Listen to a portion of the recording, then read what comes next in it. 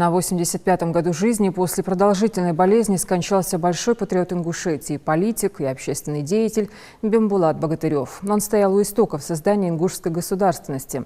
Бембулат Берсович был одним из авторов и инициаторов закона о реабилитации репрессированных народов, изданного в 1991 году.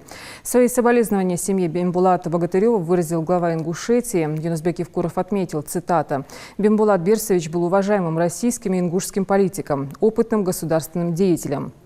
Его авторитет, мудрые советы всегда помогали в трудной ситуации. С ним уходит эпоха нашего становления, но его дела останутся в нашей памяти». Далкахетем Болб, Далгештолт. Конец цитаты. Проводить Бембулата Богатырева в последний путь сегодня в его доме собрались родственники, друзья и коллеги.